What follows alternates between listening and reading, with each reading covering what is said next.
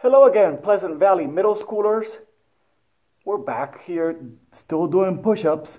Today, we're actually going to discuss the push-up that's used in the physical fitness test. Actual real push-ups. But I'm also going to give you two options in terms of how to make the push-up easier so you can get better at it. Remember, oftentimes, if we are not great at one thing, we need to practice something slightly easier to become better at that hard thing.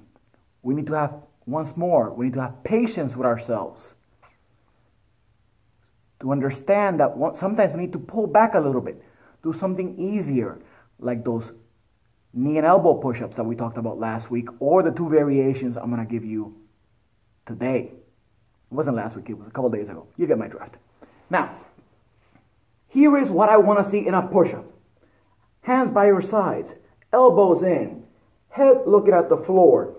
The head and the hips all move as one, and the body raises as one unit.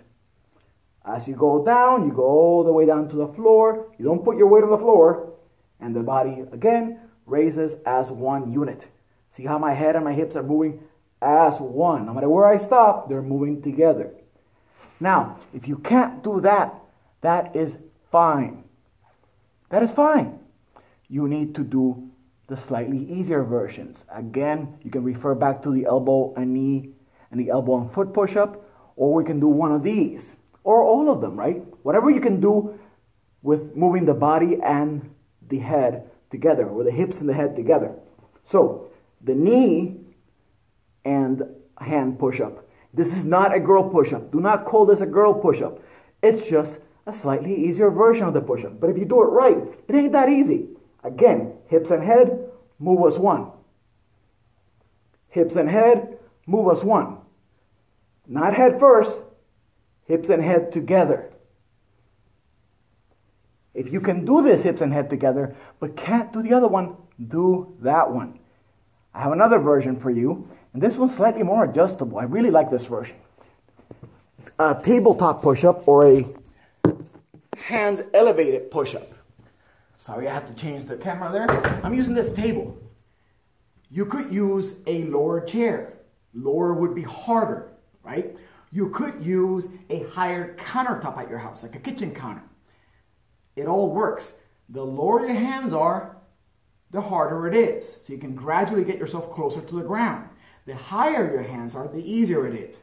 The edge of the table, the counter, or the chair is going to be around your sternum, right where you're at the bottom of your rib cage, and your hands are going to be right there next to it. And it's going to be the same thing. You're going to be on your toes with your feet straight. I forgot to say that earlier. I want your feet straight. And then you're going to move head and hips together to the table, and then push away. Again, head and hips together, and then push away. Please do not be too proud to do the easier versions. Do whatever version you can do while moving your head and your hips together. Whether it's the elbow and knee, elbow and feet, hand and knee, table, kitchen counter, whatever. We will get to the harder one. I promise. If you do these slightly easier versions, you will get really good at the harder ones. When we do our fitness testing, I will only count those push-ups that look like what I described. Okay? Get to work. The more you practice, the easier it will become.